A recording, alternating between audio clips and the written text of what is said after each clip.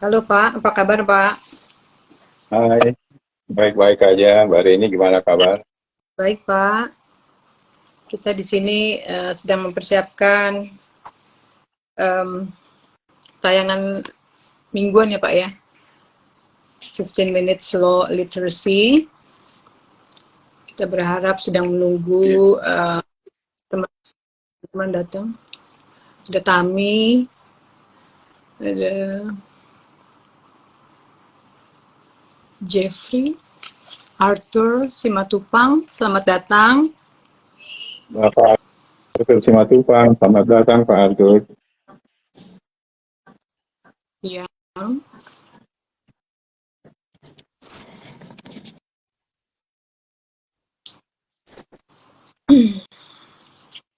Suaranya jelas, enggak? kenapa Pak? Suara saya cukup Sorry, jelas. jelas. Oke, Bapak juga mendengar ya, Pak ya.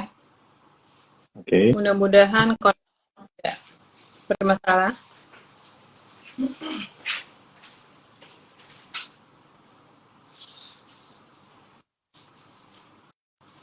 oke.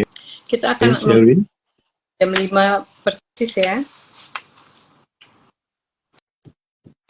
Selamat datang Masuk. Bernard Adri,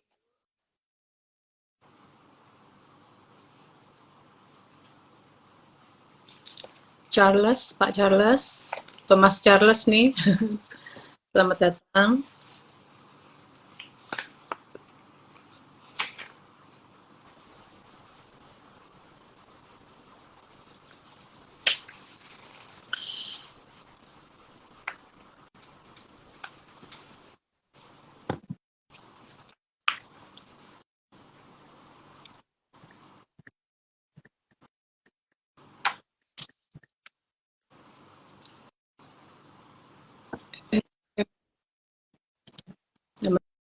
Namanya singkatan. Selamat datang juga bagi mereka yang baru join. Khairul Hisam, Pak Jaksa. Oh, Pak Jaksa. Selamat sore Pak Jaksa, Pak Khairul. Dari Aceh ya Pak?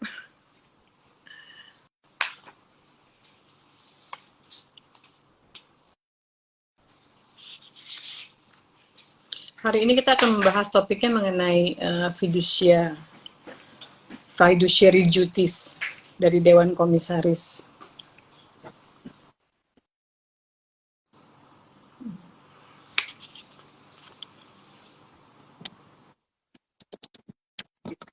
Satu menit lagi ya.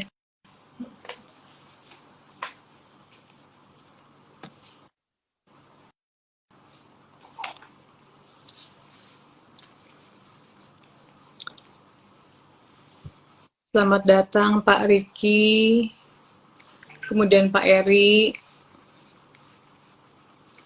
Mas Aufaim Zaki,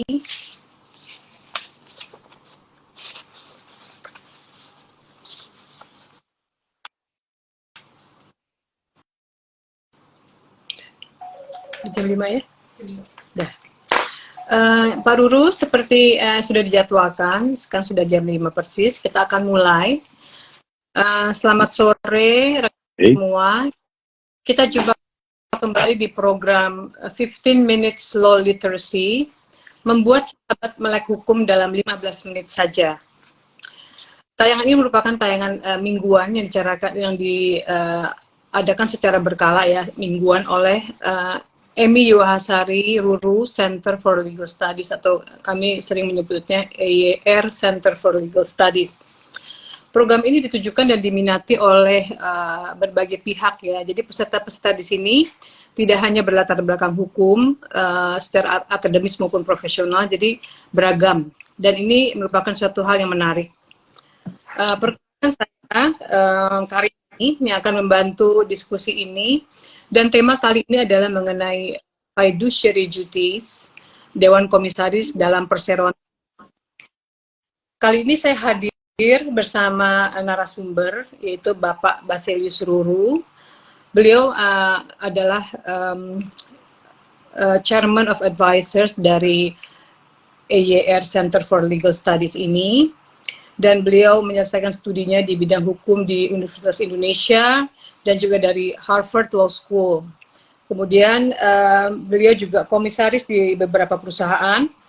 Jadi sungguh sangat mengerti bagaimana peran komisaris yang beliau jalani sehari-hari ya.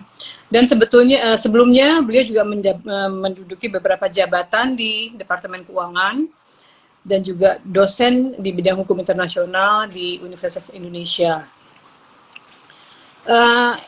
Karena tadi saya sebutkan peserta di sini beragam, jadi sebelumnya bolehkan saya untuk meringkas sedikit mengenai perseroan terbatas dan organ-organnya, karena komisaris ini merupakan salah satu dari organ perseroan terbatas.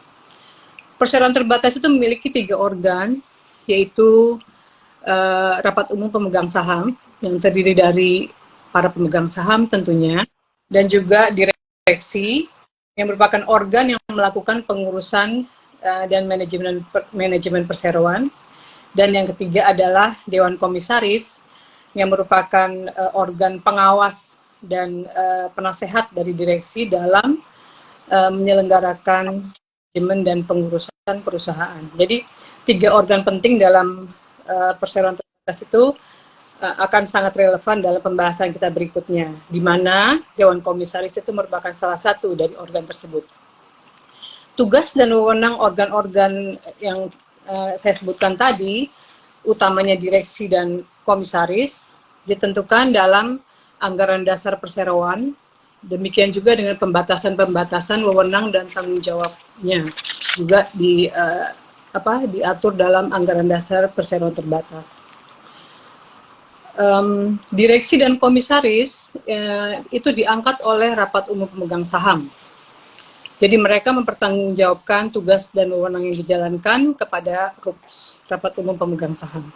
Jadi kalau ada pertanyaan yang tadi sempat kita tanya dari peserta yang telah mengirimkan satu message, jadi direksi dan komisaris itu bukan pegawai dari perseroan terbatas, karena mereka sendiri adalah organ dari perseroan terbatas. Berbeda dengan posisi pegawai atau employee dari sebuah perseroan terbatas. Nah, kita kembali kepada tema pokok, ya, yaitu fiduciary duties dari Dewan Komisaris. Mungkin secara umum dan sederhana dengan bahasa fiduciary duties itu adalah sebuah tanggung jawab, kewajiban atau wewenang dari suatu pihak yang penyelenggaraannya ditujukan untuk kepentingan pihak penerima manfaat atau beneficiary. Jadi dalam hal ini si komisaris sebagai penerima tanggung jawab tersebut atau yang mengemban tanggung jawab tersebut, dan pihak yang menerima manfaat atau beneficiary itu adalah perseroan terbatas itu sendiri. Gitu loh. Kurang lebih begitu, nanti akan dijelaskan lebih lanjut. Nah, konsep fiduciary itu merupakan konsep yang sebetulnya bukan berasal dari continental law, yaitu konsep yang dikenal di Indonesia, melainkan dari common law system, yang pada dasarnya hakim itu mendalilkan fiduciary duties tanpa ada hukum tertulis atau statutory laws. Dalam konsep hukum korporasi di Amerika Serikat atau pada umumnya Anglo-Saxon lainnya, fiduciary duties ini dapat dibagi dalam 2 kategori yang pokok, yaitu duty of care dan duty of loyalty. Dan dalam undang-undang PT kita, yaitu undang-undang nomor 40 tahun 2007 tentang perseroan terbatas, konsep dan prinsip fiduciary duty yang awalnya dalam common law system itu sudah diadopsi ke dalam undang-undang PT kita, ya. Nah, kita lanjut saja, Pak Ruru. Pertanyaan pertama bisa kita bahas, ya Pak ya. Mohon Bapak elaborasikan lebih lanjut tentang fiduciary duty itu sendiri dan juga duty of care dan duty of loyalty. dalam kaitannya tentunya kemudian dengan peran Dewan Komisaris dan bagaimana prinsip-prinsip oleh hukum kita. Silakan Bapak. Baik, terima kasih Mbak Marini dan teman-teman sekalian. Sebenarnya sudah dijelaskan tadi mengenai asal-usul dari fiduciary duty ini, yaitu dia berasal dari sistem hukum common law, Inggris, Amerika, dan lain. Kalau kita flashback ke belakang beberapa puluh tahun lalu, waktu kita masih menggunakan KUHD, hal ini masih tidak ditemukan. Barangkali pada waktu itu yang dipentingkan adalah good faith dan sejenisnya. Tapi dengan berkembangnya perdagangan internasional, investasi dalam negeri, sistem keuangan yang makin terbuka, maka persyaratan-persyaratan korporasi itu harus mempunyai internationally benchmark. Oleh karena itu, maka tahun 95 kita sudah mengadopsi hal ini di dalam Undang-Undang PT nomor 1 tahun Undang-Undang PT nomor tahun 95 yang kemudian diubah dengan Undang-Undang PT nomor 40 tahun 2007. Fiduciary duty sebenarnya adalah, kalau kita bandingkan dengan analogikan dengan hal lain, bisa disebutkan sebagai hubungan antara agent dan prinsipal, di mana si Dewan Komisaris, direksi juga dalam hal ini, sebenarnya adalah agent dari prinsipal. Siapa prinsipalnya? Prinsipalnya adalah perseroan. Karena apa? Perseroan itu adalah subjek hukum atau legal entity yang mempunyai maksud dan tujuan, yang mempunyai suatu rencana kerja dan lain-lain, yang harus dikelola sebagai suatu independent entity. Karena itu maka dalam hal ini semua pihak yang menjadi pengelola atau bagian dari pengawasan seperti komisaris harus mengikuti prinsip fiduciary duty ini, yaitu mereka adalah agent dan prinsipalnya adalah perseroan. Oleh karena itu fiduciary duty ini sebagaimana disebutkan tadi juga oleh Mbak Rini, dia terdiri dari dua unsur utama, yaitu duty of care dan duty of loyalty. Duty of care itu pada dasarnya adalah suatu kewajiban dari para organ perusahaan, dalam hal ini komisaris, untuk melaksanakan kegiatannya berdasarkan pada suatu judgment, suatu tindakan yang bersifat good faith, tindakan yang bersifat transparan, dan semata-mata untuk kepentingan perusahaan. Perseroan, dia tidak boleh mempunyai kepentingan lain selain daripada kepentingan perseroan. Itu yang saya kira berkaitan dengan duty of care. Nah, berkaitan dengan duty of loyalty, maka dalam pengertian ini seorang komisaris dia tidak boleh boleh mempunyai kepentingan lain. Dengan kata lain, tidak boleh ada konflik of interest antara dia dengan perseroan. Kalau ada konflik of interest, maka dia harus membebaskan diri dari hal tersebut, atau dia harus menghindarkan diri dari terjadinya konflik of interest atau sejenisnya. Bahkan kalau diperlukan, dia harus mendeklar, saya mempunyai konflik of interest, sehingga saya harus mengundurkan diri dari pengambilan keputusan atau pembuatan keputusan. Jadi oleh karena itu, maka fiduciary duty ini saya kira menjadi suatu basic principle dari good corporate governance. Tata kelola di situ diatur mengenai hal-hal yang berkaitan dengan bagaimana pengelolaan perusahaan itu dilakukan sebaik-baiknya, solely semata-mata untuk kepentingan perseroan. Jadi dalam hal ini komisaris termasuk direksi tentunya, mereka adalah agen dan karena itu harus bertindak untuk kepentingan perseroan semata-mata. Barangkali itu penjelasannya kali ini.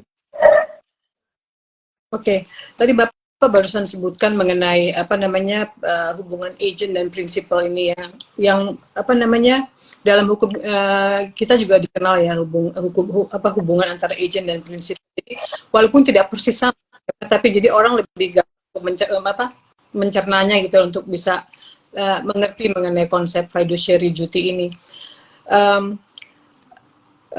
Sempat ada pertanyaan ya Pak ya. Kepada siapa sebetulnya komisaris ini mengemban fiduciary duty, apakah kepada pemegang saham yang mengangkatnya, karena kan mereka diangkat oleh pemegang saham, atau perseroan sebagai entitas hukum yang berdiri sendiri. Tadi Bapak sebenarnya udah sebutkan ya Pak, ya mungkin, tapi mungkin bisa dijelaskan lebih lanjut. Karena ini kadang orang suka bingung gitu loh Pak, ini sebenarnya bertanggung jawab kepada atau mengemban fiduciary duties ini kepada pemegang saham atau terhadap perseroan, gitu Pak. Fiduciary duty itu pertama kali tentunya dan terutama adalah kepada perseroan. Pelaksanaannya bagaimana? Itu pelaksanaannya tentunya harus ada satu proses.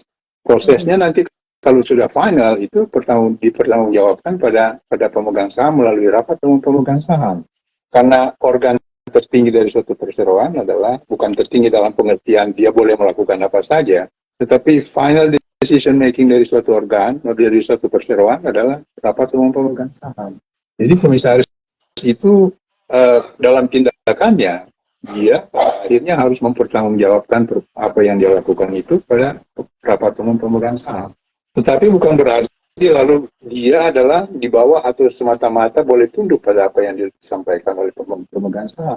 Dia itu harus independen, walaupun dia komisaris utusan, karena bagaimanapun mereka harus bertindak untuk dan atas nama dan kepentingan pertama adalah pada perseroan. Karena apa? Mereka perseroan ini dibentuk oleh pemegang saham, walaupun dibentuk oleh pemegang saham, dia adalah legal entity, berdiri sendiri, subjek hukum. Begitu barangkali. Ini Paknya turun dulu. Ikut-ikutan. Para peserta di sini ya. Jadi komisaris ini, jadi perseroan terbatas ini secara hukum itu adalah diperlakukan sebagai sebuah entitas hukum yang mandiri. Jadi kalau ada pertanyaan apakah komisaris ini bertanggung jawab pada pemegang saham atau mengemban duty atau fiduciary duty ini terhadap pemegang saham atau pada perseroan, tentunya jawabannya adalah pada perseroan yang saya tadi ulang dari pernyataan Pak Ruru ya, karena sebenarnya at the end of di ujungnya beneficiary yang dimaksud dalam hubungan tadi agent dan prinsipal ini atau si penerima manfaat dan beneficiary ini adalah perseroan terbatas itu sendiri. Jadi RUPS dalam hal ini hanya merupakan sebuah mekanisme untuk melindungi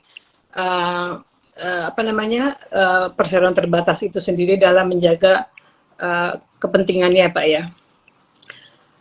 Nah kemudian berikutnya adalah mengenai conflict of interest. Tadi Bapak juga sudah menyinggung secara sepintas mengenai conflict of interest ya Pak ya. Karena begini Pak, dalam menjalankan tugas itu seringkali ada persoalan benturan kepentingan atau conflict of interest, karena pada dasarnya secara paling sering terjadi dalam kenyataan adalah presiden komisaris atau komisaris yang punya kemampuan untuk mengambil keputusan dalam dewan komisaris ini adalah diambil dari pemegang saham pengendali atau pemegang saham utama. Biasanya dia mau posisi itu gitu loh, sebagai presiden komisaris gitu ya Pak ya.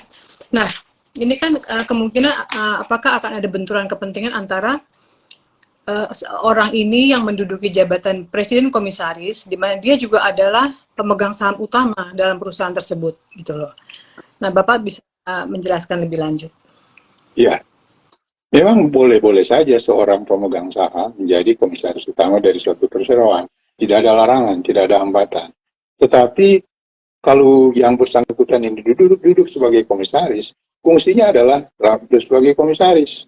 Dia nanti menjalankan fungsi sebagai pemegang saham di dalam rapat umum pemegang saham. Jadi itu harus dibedakan komisaris dan pemegang saham. Sebagai komisaris, dia harus bertindak sebagai komisaris. Layaknya sebagai komisaris. Nanti pada saatnya kalau dia mau memutuskan sesuatu, duduklah di dalam rapat umum pemegang saham melalui pembuatan kebijakan atau rencana-rencana kerja yang nantinya dijalankan oleh direksi di bawah pengawasan komisaris. Ini fungsi utama dia dalam hal ini adalah sebagai pengawas dan pemberi nasihat kepada direksi. Dalam hal-hal tertentu boleh juga memberikan keputusan, atau bahkan dalam hal ekstrim boleh memberhentikan sementara direksi apabila ada satu hal yang memang sangat-sangat menyimpang menurut pandangan dari komisaris yang nantinya sesuai dengan anggaran dasar 30 hari setelah pemberhentian itu, pemberhentian sementara, harus diadakan rules untuk dimintakan pertanggungjawaban atau direksi diberi kesempatan untuk menjelaskan mengenai pemberhentian sementara tersebut. Jadi intinya, walaupun dia sebagai pemegang saham, tapi kalau dia bertindak sebagai komisaris, maka dia adalah komisaris. Harus dipisahkan antara pemegang saham dan komisaris. Fungsi komisaris dan fungsi pemegang saham itu ada organ sendiri-sendiri. Nanti kalau dia ingin bertindak sebagai pemegang saham, masuklah dia di dalam rapat umum pemegang saham untuk memutuskan hal tersebut. Begitu barangkali secara legal ya. Tapi barangkali dalam prakteknya bisa saja ada suatu hal yang oke lah nanti kita putuskan dalam rapat umum pemegang saham. Kalau semua setuju? Lalu direksi dan komisaris yang lain setuju, boleh-boleh saja tentunya diformalkan di atas. Karena di dalam prakteknya ada juga yang namanya persetujuan secara tanpa mengadakan rapat dalam prakteknya oleh komisaris untuk kemudian nanti diangkat di dalam rapat, disahkan dalam rapat umum pemegang saham apabila memang hal tersebut memerlukan persetujuan dari pemegang saham. Jadi barangkali itu penjelasannya. Pak, masih mengenai konflik of interest ini, karena ini banyak sekali menjadi isu yang ada gray area juga, tapi juga kadang-kadang sulit untuk dicari hitam putihnya, Pak ya. Misalnya komisaris itu memang dalam posisi mempunyai benturan kepentingan, gitu loh. Jadi mungkin dia dalam satu transaksi yang dilakukan oleh perseroan terbatas tersebut, dia mempunyai kepentingan yang berbenturan gitu loh Pak. Nah itu bagaimana undang-undang PT itu menyikapi hal ini atau mengatur mengenai hal ini, apa yang harus dilakukan oleh komisaris yang bersangkutan? Yang jelas memang dalam kaitannya dengan fiduciary duty tadi, kepentingan dari anggota direksi atau komisaris itu hanya boleh satu, yaitu kepentingan perusahaan, kepentingan perseroan. Dia tidak boleh mempunyai kepentingan lain selain dari kepentingan yang berkaitan dengan kepentingan perseroan. Kalau dia mempunyai kepentingan yang lain, di situ terjadi benturan kepentingan. Apalagi dia harus mengundurkan tidak harus mengundurkan diri berdasarkan tata kelola yang ada, tata cara yang ada. Mungkin dia mendeklar, saya mempunyai hal seperti ini, maka saya tidak ikut dalam rangka pembuatan keputusan. Sehingga keputusan yang dibuat oleh komisaris itu tanpa dia. Tanpa komisaris yang mempunyai benturan kepentingan.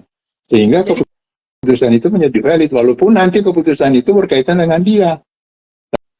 Tapi betul-betul secara substansi harus dibahas dulu materinya. Jangan-jangan itu hanya formalitas. Gitu kan. Ya, jadi dalam hal ini maka prosesnya itu yang harus dinilai. Apakah itu dilakukan secara signifikan, sungguh-sungguh, atau hanya barangkali ya, oke lah kita bicara-bicara aja secara formal, nanti belakangan toh harus disetujui. Bukan begitu maksudnya. Kalau kita bicara mengenai tata kelola yang sesungguhnya ya jadi konflik of interest itu memang dilarang. Karena ada fiduciary duty itu, duty of loyalty, duty of care. Hanya boleh ada satu kepentingan. Dia tidak boleh melayani dua tuan. Karena melayani dua tuan, dia akan tinggikan yang satu dan rendahkan yang lain. Begitu kurang lebih. Ya. Saya rasa cukup jelas mengenai konflik of interest. Nanti mungkin kalau ada pertanyaan dari para peserta, silakan ya. Pertanyaannya disampaikan. Nanti kita akan usahakan jawab, merespon sedapat mungkin.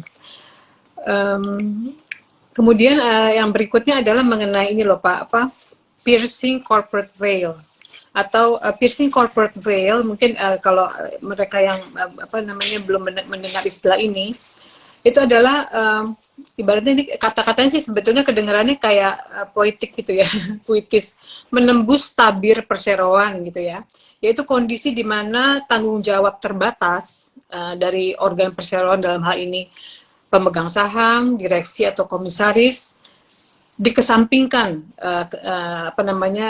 sifat terbatas tersebut karena keadaan atau alasan tertentu sehingga mereka, dalam hal ini pemegang saham, direksi atau komisaris, bisa dimintakan pertanggungjawaban itu di luar keterbatasan tadi, tapi sampai pada tanggung jawab pribadi gitu loh Pak ya. Nah ini bagaimana ini Pak, penjelasan Bapak sehubungan dengan posisi Dewan Komisaris? Apakah Undang-Undang PT ini juga mengatur mengenai piercing of corporate veil terhadap Dewan Komisaris?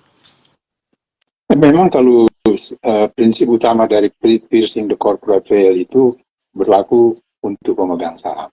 Pemegang saham itu dia tidak boleh tidak boleh saya nggak bilang cawe-cawe, nanti ditafsirkan lain lagi. Dia tidak boleh melakukan campur tangan di luar dari forum yang ada. That is forum rapat umum pemegang saham.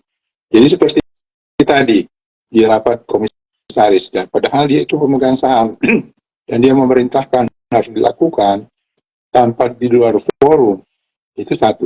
Dan yang kedua, kalau dia mempunyai hal kepentingan lain lagi selain dari kepentingan perseroan, maka di sini berlaku prinsip yang saya disebutkan tadi, yaitu piercing the corporate veil.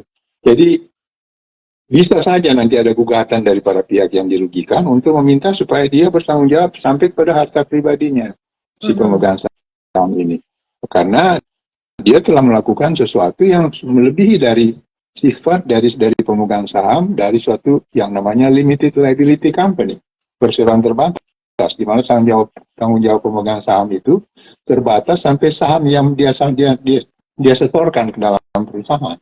Nah, pertanyaan berikutnya adalah apakah ini berlaku juga untuk komisaris dan direksi? Memang kalau mau ditarik organ perusahaan ya mestinya iya.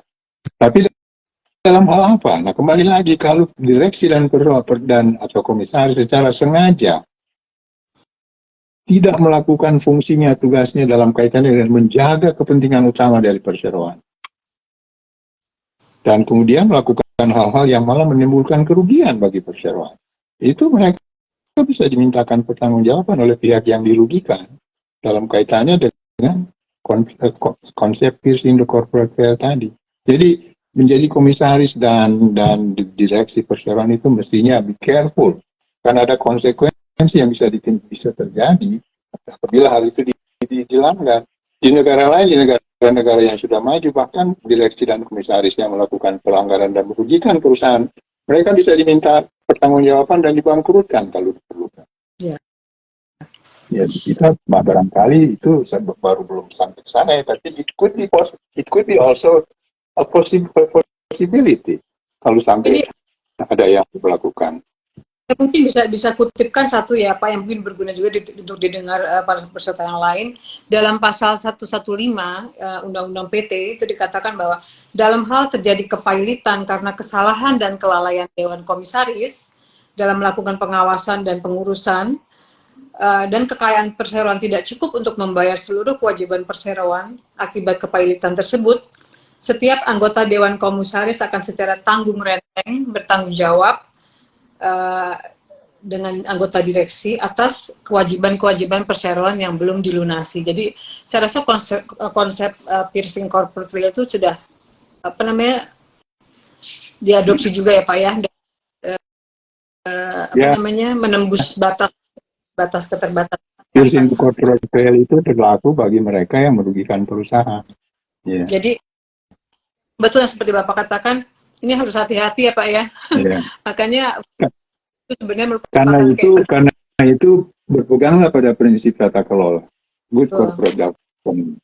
Kalau kita sudah berpegang pada prinsip seperti itu, saya kira ya mestinya tidak perlu khawatir, karena kita tidak mempunyai kepentingan yang lain selain kepentingan perseroan, kita tidak merugikan perseroan, kita tidak menggunakan aset perseroan secara serampangan sehingga menimbulkan kerugian bagi perusahaan. Kita membuat dan melaksanakan tugas kita secara sempurna berdasarkan prinsip itikat baik, good faith, apalagi. Jadi kita mestinya tidak ada hal-hal yang perlu diragukan, kecuali kalau memang ada maksud-maksud lain. Nah, di situ baru kemudian bisa dimintakan tanggung jawab. Kalau itu BUMN, bisa lain lagi panjang cerita, karena bisa dianggap sebagai merugikan keuangan negara. tindak pidana korupsi. Tuh. Ya. Ya. Pak, ada satu lagi nih, kayaknya waktu sudah running out ya. Masih berapa menit lagi? Ada pertanyaan? Hmm? Dari siapa? Oh, ada pertanyaan dari teman di sini, Ibu Ismayanti, mengatakan bahwa itu sebetulnya batasan dari piercing corporate veil ini gimana sih, Pak? Apakah kalau misalnya melanggar dikit langsung dimintain pertanggungjawaban atau gimana ya, Pak, ya, untuk lebih Ya, memang kalau bicara batas itu sebenarnya sedikit banyak sama kan. Tapi tentunya kalau sampai merugikan sama sekali, merugikan secara luar biasa lebih dari yang sewajarnya, itu sudah saatnya prinsip itu berlaku.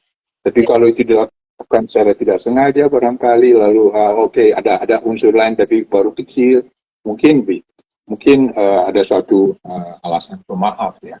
Tergantung juga dari pihak lain yang merasa bahwa itu tidak perlu.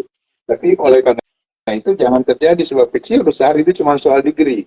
Tapi soal prinsip itu sudah terjadi. Karena kita bicara misalnya analogi dengan dosa besar, dosa kecil, apa itu bukan dosa? Jadi boleh bikin dosa kecil. Ada pertanyaan juga dari Floor tadi, siapa namanya tadi ya? Saya lupa namanya. Ini ada catatan di meja saya. Itu menanyakan mengenai komisaris independen dan komisaris utusan, Pak, yang di mana di Undang-Undang PT itu disebutkan. Nah, kapan pentingnya ada komisaris independen dan komisaris utusan itu loh, Pak, yang diutus untuk suatu tindakan-tindakan. Nah, Bapak mungkin bisa jelaskan kapan perseroan perlu memiliki komisaris independen dan komisaris utusan ini. Yeah. Terus bedanya dari ya, sebenarnya komisaris itu apakah dia independen atau utusan, tetap dia harus bersikap independen dalam rangka membuat keputusan. Cuman mungkin unsur-unsurnya, dan terutama untuk perusahaan yang sudah menjadi perseroan TBK, maka di situ kelihatan sekali adanya yang namanya komisaris independen, yaitu komisaris yang diusulkan bukan dari mewakili pemegang saham, tapi mewakili di luar dari pemegang saham. Karena itu disebut komisaris independen.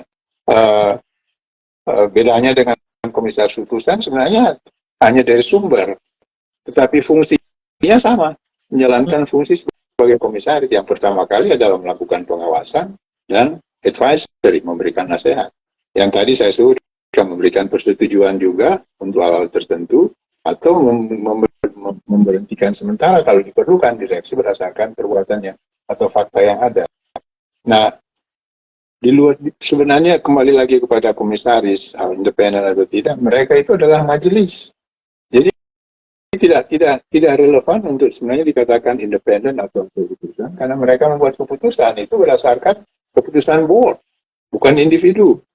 Nah, di sini harus dilihat juga dalam rangka proses pembuatan keputusan. Kalau sekiranya ada hal-hal yang memang dirasakan tidak sesuai dengan tata kelola, bertentangan dengan prinsip-prinsip umum atau merugikan perusahaan, maka dalam hal ini komisaris independen terutama harus menolak, memberikan persetujuan, masuk dalam satu dissenting opinion untuk mengatakan saya tidak setuju dengan proses itu, put it on the record bahwa saya tidak setuju. Ya. Karena ada hal yang kemungkinan merugikan perusahaan. Tapi komisaris secara keseluruhan, kalau hal itu terjadi juga, mestinya secara keseluruhan mengatakan tidak boleh. Ya, kalau ada yang setuju atau tidak, voting. Oke. Ya. Jadi kalau dalam posisi ditunjuk sebagai komisaris memang itu penting sekali Pak ya untuk dengan kesadaran kita menjalankan duty of care dan duty of loyalty ini. Misalnya pada saat pengambilan suatu keputusan itu tidak dengan kesadaran kita mengatakan bahwa itu bukan sesuatu yang betul, kita sebaiknya menyatakan itu dalam tertulis ya Pak ya, sebagai dissenting. Jangan pun dan rekod di dalam rapat kan ada notulen. Setiap rapat dibuatkan notulen. Terutama untuk perusahaan TBK ya, dan bukan TBK pun harus ada notulen supaya bisa diketahui proses dan apa yang diputuskan. Ya. Di situ disebutkan, saya tidak setuju. Misalnya. Gitu. Ya. Oke, saya rasa ini waktunya sudah habis ya Pak ya. Kita sudah lebih dari 30 menit. Mungkin saya bisa simpulkan dari pertemuan kita kali ini. Ada beberapa kesimpulan, yaitu bahwa fiduciary duty, yang mana adalah konsep yang berkembang dalam sistem common law, sudah diadopsi dalam ketentuan di Indonesia. Dalam hal ini kita membicarakan mengenai Undang-Undang Perseroan Terbatas, khususnya pasal 144 ayat 2 yang berlaku untuk Dewan Komisaris, juga pasal-pasal lain yang berkaitan mengenai itu. Dan kemudian kedua, fiduciary duty Dewan Komisaris dilakukan sesuai dengan tugas dan perannya, yakni melaksanakan fungsi utama, yaitu memberikan pengawasan dan nasihat kepada direksi. Fiduciary duty tentu juga diterapkan demi pelaksanaan good corporate governance, ya, yang baik dan sehat, yang mana belakangan kesadaran untuk melakukan good corporate governance ini telah semakin meningkat, dan terutama utamanya adalah untuk perusahaan-perusahaan BUMN, dan kami yakin bahwa kedepannya perusahaan-perusahaan yang lain pun akan mempunyai kesadaran untuk melakukan ini dengan lebih baik dan konsisten. Selain itu, penerapan fiduciary duty dapat menjadi salah satu safe harbor bagi Dewan Komisaris untuk menghindari masalah di kemudian hari atau untuk menghadapi jika masalah itu ada, gitu loh.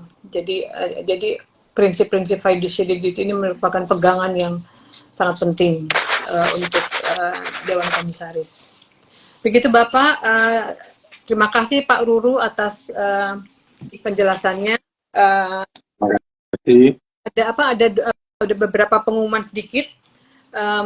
AER Center for Legal Studies itu akan mengadakan Neuro Linguistic Programming, yaitu sebuah program pelatihan tanggal 5 Agustus 2023. Jadi silakan mendaftar di website kami aercls.com.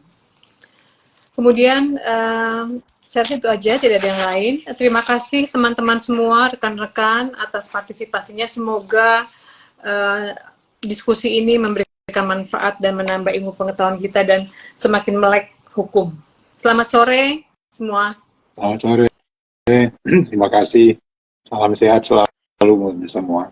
Mohon izin. Alif, boleh? Silahkan Pak. Bye-bye.